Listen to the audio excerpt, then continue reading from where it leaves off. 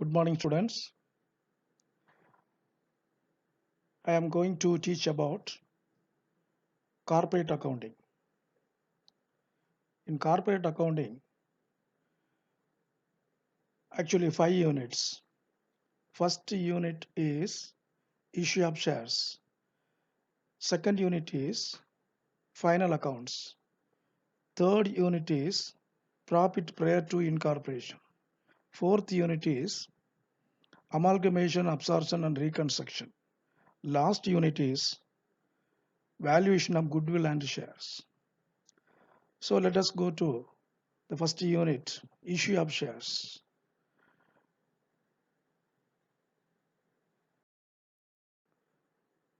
Meaning of the term share. Yeah, share is a share capital of the company. It is divided into units of small denomination. So as per the section 246 of the Companies Act 1956, a share has been defined is a share capital of the company. Okay. Then பொதுவாகவே ஒரு நிறுவனத்தினுடைய முதலை நாம திரட்டுவதற்காக இரண்டு வகையான பங்குகளை நாம் வெளியிடுகிறோம். ஒன்று equity shares. அந்த equity shares சொல்லும்போது பொதுநிலை பங்குகள் என்று சொல்லலாம். Preference shares சொல்லும்போது முன்னுரிமை பங்குகள் என்று சொல்லலாம். ஓகேயா? அடுத்ததாக நம்ம preference shares பிரிக்கிறோம். So preference shares சொல்லும்போது என்னது? So preference shares are those shares which fulfill both the following two conditions. முன்னுரிமை பங்குகளை பொறுத்தவரை ரெண்டு கண்டிஷன் நீங்க சாட்டிஸ்ஃபை பண்ணாதான் அதை நம்ம முன்னுரிமை பங்குகள் என்று சொல்லலாம். ஒன்று right to gets a dividend அப்படின்னு ஒரு பாயிண்ட். அடுத்தது என்னன்னா right in regard to payment of capital on winding up of the company. So ஒரு கம்பெனியுடைய பங்காதாயத்தை நம்ம வாங்குறதுக்கு ப்ரிஃபரன்ஸ் ஷேர்ஸை வாங்கணும். ஓகே. அடுத்ததாக என்ன சொல்கிறேன்னு கேட்டோம்னா ஒரு கம்பெனி கலைக்கப்படும் பொழுதும் அந்த பேமெண்ட் ஆஃப் கேபிட்டலுக்கு ஃபஸ்ட்டு ப்ரையாரிட்டி. ஸோ 2 ப்ரையாரிட்டிஸ் இருக்கிறதுனால தான் அந்த பங்குகளுக்கு பேர் preference shares. Okay. One for the getting dividend, another one is for the payment of capital. Okay, the 2 points mentioned for the preference shares. Okay, done. So preference shares can be classified into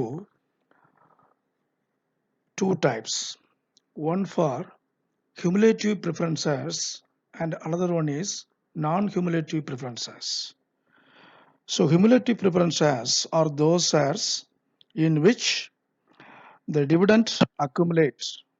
If it is not paid in a particular year, the company will pay such dividend to cumulative preference shares in the subsequent year. Okay. So அந்த டைமில் நம்ம கொடுக்க முடியாத டிவிடெண்டை பின்வரும் ஆண்டுகளில் கொடுத்தா அந்த டிவிடெண்டுக்கு பேர் cumulative preference shares டிவிடெண்டுன்னு பேர். ஓகே. ஸோ ப்ரிஃபரன்ஸ் ஷேர்ஸை பிரிக்கிறோம். அதில் cumulative preference shares இந்த பாயிண்ட் தான் இப்போ நான் மென்ஷன் பண்ணியிருக்கிறேன். ஸோ இந்த ப்ரிஃபரன்ஸ் ஷேர்ஸோட டிவிடெண்டை பின்வரும் ஆண்டுகளுக்கும் அதை நம்ம கொடுத்திருந்தால் அதை நம்ம cumulative preference shares சொல்லலாம். In other words, it is right to receive the dividend goes on accumulating till it is paid. Okay, so there's the same meaning for that one. Then another one is non-cumulative preference shares. So the dividend can be paid only in that year. இதை நம்ம accumulate பண்ணி subsequent பீரியட்ல கொடுக்க முடியாது. அதுதான் இங்கே நான் cumulative. தமிழில் சொல்ல போனோன்னா குவிவு முன்னுரிமை பங்குகள், குவியா முன்னுரிமை பங்குகள்னு சொல்லுவோம். Okay. So if there is insufficient profit, such preference shareholders do not get any dividend for that year. Okay. So the preference shares நம்ம ரெண்டு வகையாக பார்த்தோம். ஒன்று cumulative and another one is non-cumulative. Okay, then participating and non-participating preference shares. First one, participating. பங்கேற்கக்கூடிய முன்னுரிமை பங்குகள் அப்படின்னு சொல்லும்போது, the shares are entitled to participate in the surplus profit remaining after the payment of number one, fixed dividend to preference shareholders and dividend to the equity shareholders. Okay, அந்த நிலையான பங்காதாயத்தை வந்து முன்னுரிமை பங்குதாரர்களுக்கு கொடுத்து, அப்புறம் வந்து இக்விட்டி ஷேர்ஹோல்டர்ஸ் பொதுநிலை பங்குகளும் கொடுத்த பிறகு உள்ள அந்த முன்னுரிமை பங்குகளுக்கு பேர் தான் participating preference shares. Another one is non-participating preferences. So that shares not entitled to participate the surplus profit. So the surplus profit or surplus funds left over at the time of winding up. Okay, குறிப்பிட்ட டைமில் லாபம் இருந்துன்னா அந்த லாபத்தை preference share ஹோல்டர்ஸுக்கும் equity share ஹோல்டருக்கும் கொடுத்தான்னா அது பங்கேற்கக்கூடிய முன்னுரிமை பங்குகள். குறிப்பிட்ட லாபமும் எதுவுமே at the time of winding அப்பில் இல்லைன்னு சொன்னான்னா அதுக்கு பேர் நான் participating preference shares. Okay, share capital. So share capital actually equity share capital or equity shares. So equity shares are those shares which are not preference shares. So already discussed that. So the different component of share capitals are authorized share capital, issued share capital, subscribed share capital, called up share capital, and one more is paid up share capital. First one, let us see authorized capital. Authorized capital is otherwise called registered capital or nominal capital. அங்கீகரிக்கப்பட்ட முதல்னு சொல்லலாம் அதை தமிழில். So அந்த அங்கீகரிக்கப்பட்ட முதல்னு சொல்லக்கூடியது ஒரு company வந்து ஆரம்பிக்கும் பொழுது இந்த லைஃப் டைம் வர எவ்வளவு கேபிட்டல் வந்து கலெக்ட் பண்ண முடியும், எவ்வளோ கேபிட்டல் ரெஜிஸ்டர் பண்ண முடியும், அந்த கேபிட்டல் தான் authorised capital. So this is the maximum capital அப்படின்னு சொல்லலாம் the company can rise in its lifetime. This is mentioned in the memorandum of association of the company. நம்ம கம்பெனியுடைய சங்க நடைமுறை விதிகளில் வந்து நம்ம ரெஜிஸ்டர் பண்ணிருக்கணும். கம்பெனியை கமென்ஸ்மெண்ட் பண்ணும்போது, கம்பெனியை தொடங்கும் பொழுது எவ்வளோ கேபிட்டல் வந்து நாங்கள் எஸ்டிமேஷன் பண்ணியிருக்கிறோம், இல்லை எவ்வளோ கேபிட்டல் ரெஜிஸ்டர் பண்ண போகிறோம் அப்படின்னு சொன்னால் அது பேர் authorised capital. Number two, issued capital. So issued கேபிட்டல்னு சொல்லும்போது அந்த ஆதரைஸ்டு கேபிட்டலோட ஒரு பார்ட் வெளியீட்டு முதல்னு சொல்லலாம், பங்கு வெளியீட்டு முதல் அப்படின்னு சொல்லலாம். Okay, so it is amount of share capital issued to the public through prospectus. So already நமக்கு வந்து ஷேர்ஸை இஷ்யூ பண்ணதுக்கு, பொதுமக்களுக்கு இஷ்யூ பண்ணது ப்ராஸ்பெக்டஸ் அப்படின்னு நீங்கள் ஃபஸ்ட் இயரில் படிச்சிருப்பீங்க. தகவல் அறிக்கை மூலமாக தான் ஒரு பங்குகளை வெளியிட முடியும் அப்படின்னு சொல்கிறோம். So this capital to the public for the subscription is called issued capital. ஒரு கம்பெனியுடைய பங்கு வெளியீட்டு முதல் என்பது ஆதரைஸ்டு கேபிட்டலை விட அது குறைவாக தான் இருக்கும். Okay, then third one subscribed capital, ஒருப்பிழப்பு முதல் அப்படின்னு தமிழில் சொல்கிறோம். The issued capital may not be fully subscribed. நம்ம வந்து பங்குகளை வெளியிடுறேன்னு சொன்னால் பப்ளிக்கில் அவ்வளவு அந்த பங்குகளையும் வந்து பொதுமக்கள் வாங்கணும்னு சொல்ல முடியாது. So the subscribed capital is a part of issued capital. Authorise கேபிட்டலோடைய பார்ட் தான் இஷ்யூடு கேபிட்டல், இஷ்யூடு கேபிட்டலுடைய பார்ட் தான் subscribed capital. So which has been taken off by the public, the capital for which applications are received from the public. நம்ம வந்து ஒரு பங்குகளை வந்து வெளியிடுறோன்னு சொன்னோம்னா அந்த பங்குகளை வந்து பொதுமக்கள் அக்செப்ட் பண்ணணும். அந்த அக்செப்ட் பண்ணுறதுக்கு வந்து நம்ம வெளியிடக்கூடிய ப்ராஸ்பெக்டஸ் சொல்லக்கூடியது அப்ளிகேஷன்ஸ். இப்போ எவ்வளோ அப்ளிகேஷன் பொதுமக்கள்லேருந்து வருகிறதோ அதை நம்ம சப்ஸ்கிரைப்டு கேபிட்டல்னு சொல்லலாம். Okay, then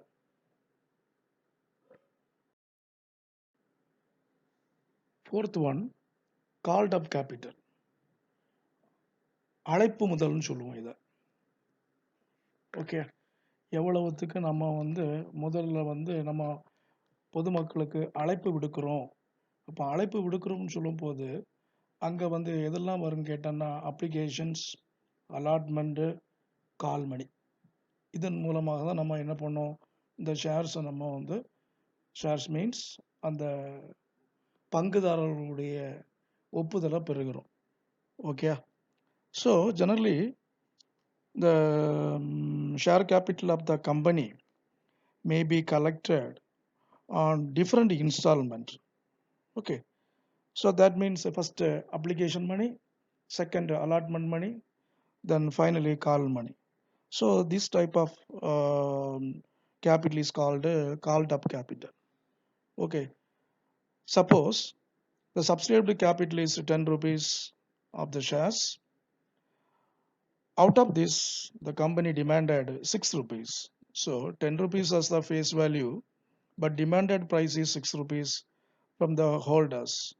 So the value of the 6 rupees is called as the called up capital. Okay, then another one is paid up capital.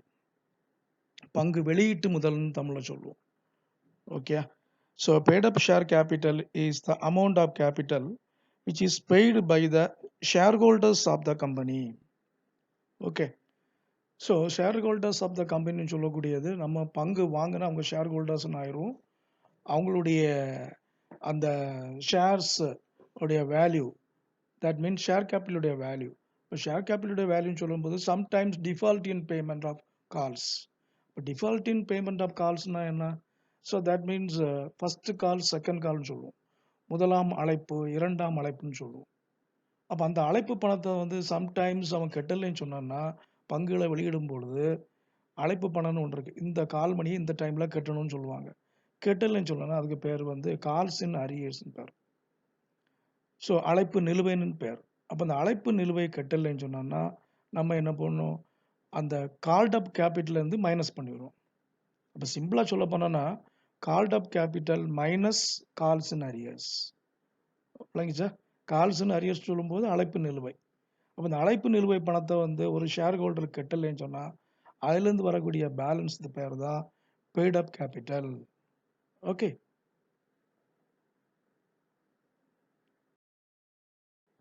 Another one, application of shares. நம்ம இப்போ இந்த unit 1ல் பார்க்க போகிறது இஷ்யூ ஆஃப் ஷேர்ஸ், பங்கு வெளியீட்டு முதல். இப்போ பங்கு வெளியீட்டு முதல்னு சொல்லும்போது அதில் பல கேட்டகரிஸ் இருக்குது. அந்த கேட்டகரிஸில் ஃபஸ்ட்டு ஒன் வந்து அப்ளிகேஷன்ஸ். ஸோ விண்ணப்பம் அப்படின்னு சொல்லுவோம், பங்கு விண்ணப்பம். அந்த பங்கு விண்ணப்பத்தை வந்து நம்ம என்னென்னா அது பப்ளிக்கில் நம்ம வந்து இஷ்யூ பண்ணுறோம். இஷ்யூ பண்ணும்போது சம்டைம்ஸு மிகை விண்ணப்பமாக இருக்கலாம், மிகை ஒப்பமாக இருக்கலாம், சம்டைம்ஸு குறை ஒப்பமாக இருக்கலாம். அந்த மிகை ஒப்பத்துக்கு பேர் தான் ஓவர் சப்ஸ்கிரிப்ஷன் பேர், குறை ஒப்பத்துக்கு பேர் தான் அண்டர் சப்ஸ்கிரிப்ஷன் பேர். ஓகே. இந்த மீனிங்கை பாருங்கள். A person intending to subscribe to the share capital of the company has to submit an application for shares in the prescribed form to the company along with the application money before the last date of subscription mentioned in the prospectus. தகவல் அறிக்கையின் வழியாக பங்குகளை வெளியிடும் பொழுது அதனுடைய date of subscription அதுக்கு முன்னாடி சொல்லணும். ஓகே. அப்போ அந்த டேட் ஆஃப் சப்ஸ்கிரிப்ஷன் நம்ம வந்து சொல்லும் பொழுது அதற்கு முன்னாடி பங்குகளை வந்து வாங்கினான்னா பங்குதாரர்னு பேர். அந்த பங்குதாரர் என்பது அவங்க வாங்கக்கூடிய பங்குகளின் எண்ணிக்கை இல்லை பங்குகளுடைய அளவானது ஏற்கனவே கம்பெனி வெளியிடக்கூடிய பங்குகளை விட அதிகமாக இருந்ததுன்னா அடுத்த பாயிண்ட் ஓவர் சப்ஸ்கிரிப்ஷன். ஓகே. அப்போ நம்பர் ஆஃப் ஷேர்ஸ் வந்து அப்ளை பண்ணதை விட அதிகமான ஷேர்ஸ் வந்து பொதுமக்கள்கிட்ட இருந்து ஆஃபர் பண்ணான்னா அது வந்து ஓவர் சப்ஸ்கிரிப்ஷன், மிகை ஒப்பம் அப்படின்னு சொல்லலாம். So another point over subscription, அதுதான் இப்போ நான் சொன்னேன். If the number of shares applied, எவ்வளோ ஷேர்ஸ் நம்ம அப்ளை பண்ணுறோம், is more than the number of shares offered to the public.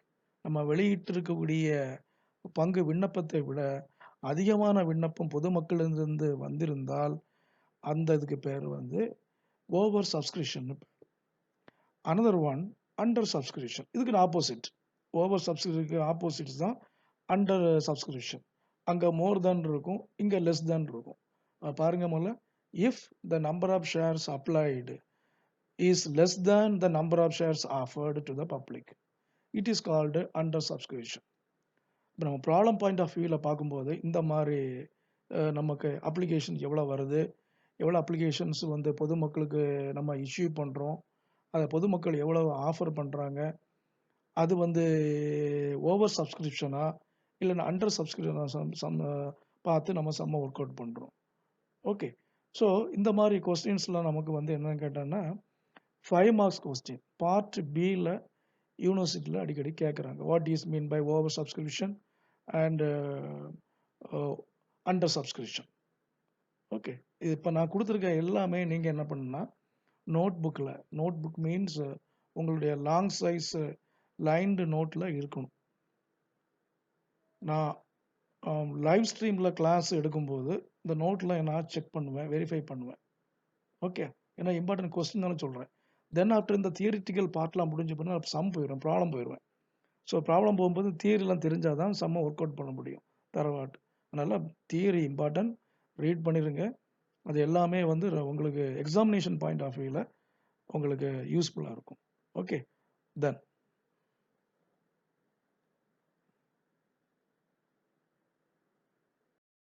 Allotment of shares. Actually நம்ம கால்ட் அப் கேபிட்டலில் பார்த்தோம். என்ன பார்த்தோம்? இன்ஸ்டால்மெண்ட்னு பார்த்தோம். இந்த பேமெண்ட் அப்ளிகேஷன்ஸ், அலாட்மெண்ட்டு, கால் அப்படின்னு பார்த்தோம். ஞாபகம் இருக்குதா? இப்போ அடுத்த நம்ம செகண்ட் கேட்டகரிக்கு வரும். ஃபஸ்ட்டு அப்ளிகேஷன்ஸ், தட் மீன்ஸ் அப்ளிகேஷனை வந்து எந்த மாதிரி இஷ்யூ பண்ணுறோன்னு பார்த்தோம். இப்போ அடுத்த பார்க்கக்கூடியது second category, allotment of shares.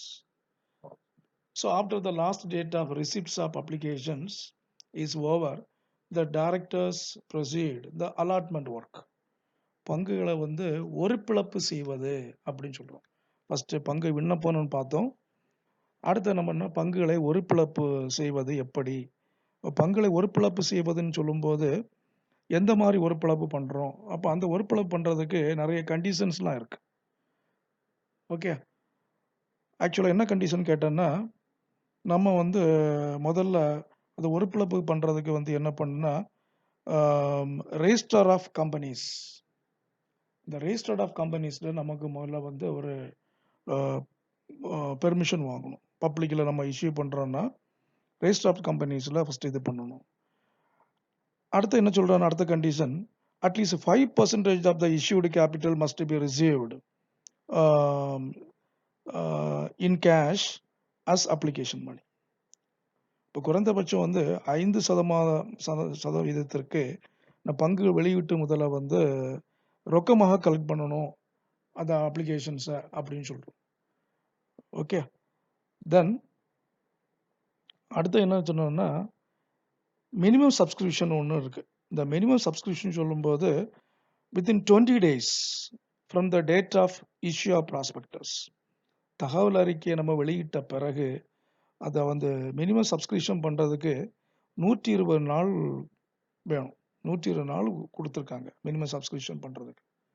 Okay, so இங்கே நம்ம பார்த்தோம்னா number 1 is the company cannot allot the shares unless the minimum subscription.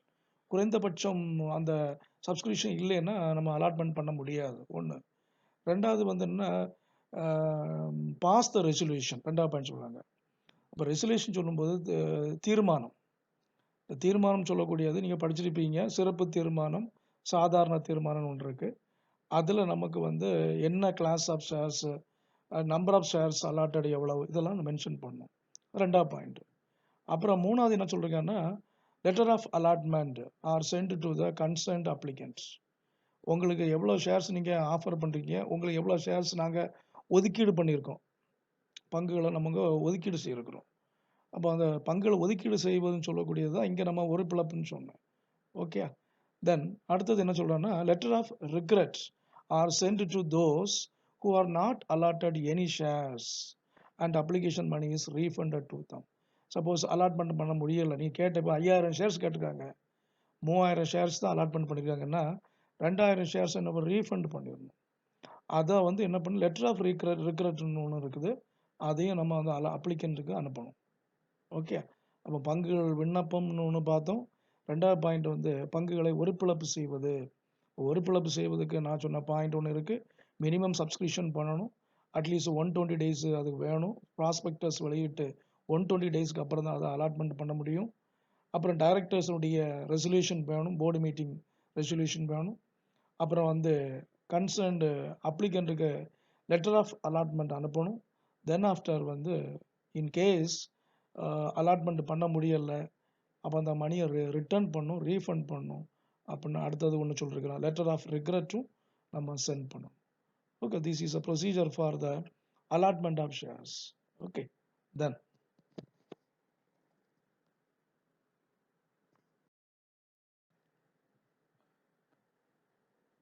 allotment may be number one, full allotment, partial allotment, then pro rata allotment. Okay, full allotment சொல்லும்போது the board of directors may make full allotment to the required number of applicants and reject the other applications. கேட்டவங்களுக்கு எல்லாமே என்ன allotment பண்ணிட்டு மிச்சத்தை reject பண்ணிடுவாங்க. அது வந்து full அலாட்மெண்ட்னு சொல்லலாம். Another one is partial allotment, பகுதி உறுப்பிழப்பு ஒதுக்கீடு அப்படின்னு சொல்லக்கூடியது. The company reject some application totally, refund their application money and allot the shares to the remaining applicant. So for example, the public offered 5,000 shares. So the company accepted or agreed 3,000 shares, then remaining 2,000 shares are rejected. So this kind of allotment is partial allotment. Okay. Then another one is very important, pro rata allotment. விகிதசார அடிப்படையில் பங்குகளை ஒதுக்கீடு செய்வது. இப்போ விகிதசார அடிப்படையில் சொல்லும்போது actually the shares are issued to the public. There may be possibly to receive over subscription. So possibly receive the over subscription. நம்ம வெளியிட்ட பங்குகளை விட அதிகமான பங்குகளை நம்ம பெற்றுக்கொள்ளும் போது, that means company. In such a situation, the company may allot the shares to the applicants on the basis of number of shares issued in proportion to the number of application received. பெற்ற விண்ணப்பங்களை வந்து நம்ம எந்த மாதிரி நமக்கு வீதச்சார அடிப்படையில் கொடுக்கறது, அதுதான் இந்த ப்ரோரைட் அலாட்மெண்ட்னு சொல்கிறோம். இது ஒரு இம்பார்ட்டன்ட் கொஸ்டின், அடிக்கடி பார்ட் பியில் கேட்டிருக்காங்க. What is mean by prorate allotment? So for example இப்போ 10,000 ஷேர்ஸ் நம்ம வெளியிடுறோன்னா 15,000 ஷேர்ஸ் வருது. அப்போ என்ன பண்ணுன்னா 5,000 ஷேர்ஸ் வந்து எக்ஸஸ் அப்ளிகேஷன், சர்ப்ளஸ் அப்ளிகேஷன். அப்போ இருக்கக்கூடிய ஷேர்ஸை வந்து பண்ணால் அந்த கேட்ட அப்ளிகண்ட்டுக்கு வந்து ப்ரோரைட்டா பேஸில், ஃபார் எக்ஸாம்பிள் 3,000 கேட்டிருப்பான், அவனுக்கு 2,000 ஷேர்ஸு. இன்னொருத்தன் வந்து ஒரு 3,000 கேட்டிருப்பான், அவனுக்கு 1,000 ஷேர்ஸு. இன்னொருத்தன் 4,000 கேட்டிருப்பான், அவனுக்கு வந்து ஒரு 2,000 ஷேர்ஸ். இந்த மாதிரி வீதச்சார அடிப்படையில் நம்ம இருக்கக்கூடிய ஷேர் கேபிட்டலை வந்து பிரித்து கொடுக்கும்போது அதை நம்ம என்ன பண்ணோன்னா ப்ரோரைட்டான்னு சொல்லுவோம். So that is called as a pro rata allotment. Okay.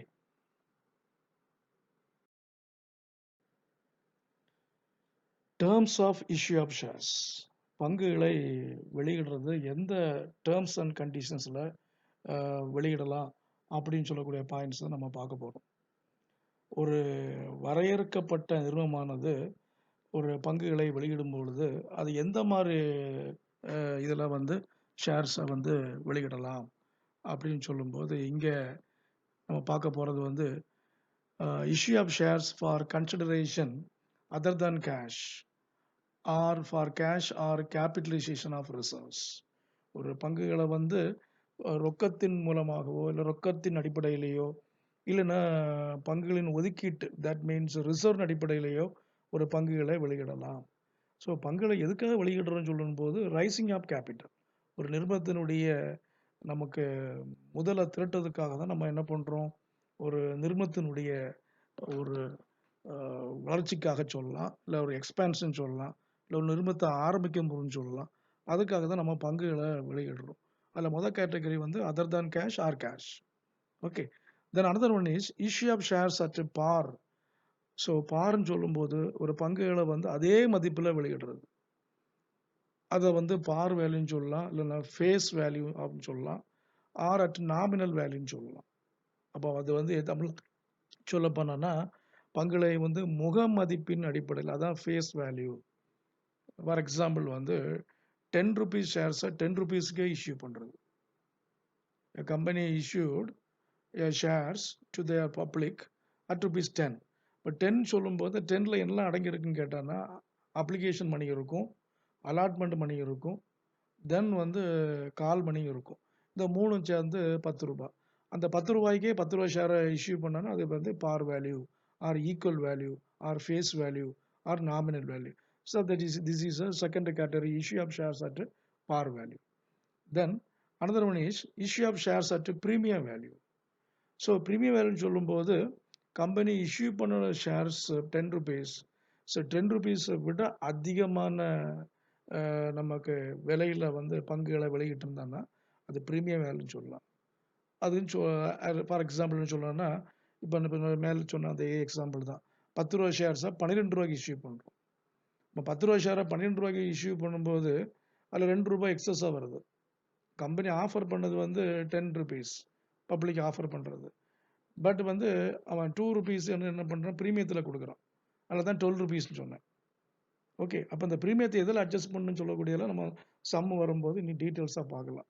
So premium is always adjusted on share allotment.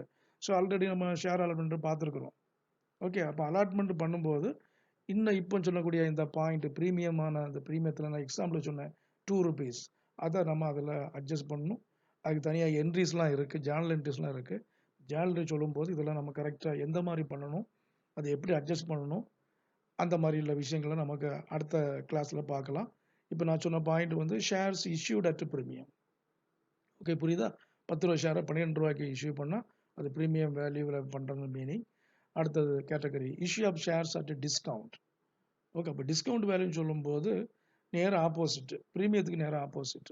10 ரூபா ஷேர்ஸை 8 ருபீஸுக்கு இஷ்யூ பண்ணால், இப்போ கம்பெனியுடைய அந்த offering price of the shares 10 ருபீஸ்ன்னு இருக்கும். பட் வந்து அதை வந்து 8 ருபீஸுக்கு வந்து என்ன பண்ணிருப்பான், வெளியிட்டிருப்பான். அப்படி 8 ருபீஸ் வெளியிட்டிருந்தான்னா it's less than face value. So more than face value premium, equal to face value par, then less than face value discount. Okay, so this is the last category, the terms of issue of shares for the discount. புரியுதா உங்களுக்கு? less than the face value, more than the face value, equal the face value. So இது எல்லாமே நம்ம problem point of வியூவில் some work out பண்ணும்போது clear கட்டாக நம்ம பார்த்துக்கலாம். ஸோ அப்போ இன்றைக்கி நம்ம பார்த்த இந்த கிளாஸில் வந்து ஷேர்ஸ்னால் என்னது, அந்த ஷேர்ஸினுடைய கைண்ட்ஸ் என்னென்ன கைண்ட்ஸ்லாம் பார்த்தோம். அதுக்கப்புறம் வந்து டைப்ஸ் ஆஃப் ஷேர்ஸ் அதில் பார்த்தோம். அப்புறம் அந்த ஷேர்ஸை பொறுத்தவரையில் நமக்கு வந்து அப்ளிகேஷன், அலாட்மெண்ட்டு, அப்புறம் அந்த 2 பாயிண்ட்டையும் பார்த்துருக்குறோம். ஓகே, இன்னும் நம்ம அடுத்த கிளாஸில் பார்க்கும்போது ஒரு டிஸ்கவுண்ட்டில் ஒரு ஷேரை இஷ்யூ பண்ணான்னா அதுக்கு என்னென்ன கண்டிஷன்ஸ், நம்ம அதுக்கு இப்போ ரெசல்யூஷன் பாஸ் பண்ணணும், அது அசோசியேஷனில் இருக்குதான்னு பார்க்கணும், மெமரண்டம் அசோசியேஷன் இருக்குதான்னு பார்க்கணும், அப்படி டேர்ம்ஸ் அண்ட் கண்டிஷன்ஸ்லாம் இருக்குது. அதெல்லாம் வந்து நமக்கு தியரிட்டிக்கல் பாயிண்ட் ஆஃப் வியூவில் வெரி இம்பார்ட்டன்ட் கொஸ்டின்ஸ். ஓகே, அப்போ இந்த மாதிரி இந்த கிளாஸில் நம்ம இவ்வளோ பார்த்துருக்கோம். இதெல்லாம் நீங்கள் என்ன பண்ணணும்னா உங்களுடைய நோட் புக்கில் நீங்கள் லாங் சைஸ் நோட் புக்கில் நீங்கள் எழுதியிருக்கணும். ஸோ ஒவ்வொரு ஒரு ஒரு யூனிட்டுடைய ஒரு பாகம் முடியும் போது, ஒரு யூனிட்டில் அதோடைய ஒரு கண்டென்ட்ஸ் முடியும் போது, பேசிக் கண்டென்ட்ஸ் முடியும் போது இதெல்லாம் உங்கள் நோட்டில் நீங்கள் எழுதி வச்சுருக்கிறது பெட்டர். ஏற்கனவே சொன்னது தான். அதை நான் வந்து லைவ் ஸ்ட்ரீம் கிளாஸில் பார்க்கும்போது நீங்கள் அதை உங்கள் வீடியோ கான்ஃபரன்ஸ் கிளாஸில் காணிக்கும்போது எனக்கு காணிக்கணும். நான் நேம் மென்ஷன் பண்ணுவேன், நீங்கள் அதை நோட்டில் எழுதியிருக்கணும். ஓகே, அப்போ இதெல்லாம் வந்து இன்றைக்கி நம்ம பார்த்த class. Okay, so next class நமக்கு அதர் டங். இது ஜஸ்ட் ஒரு ரீகால் பண்ணிவிட்டு அடுத்த கிளாஸில் நம்ம மறுபடியும் பார்க்கலாம். ஓகே, டவுட் இருந்தாலும் கேட்டுடுங்க. தேங்க்யூ.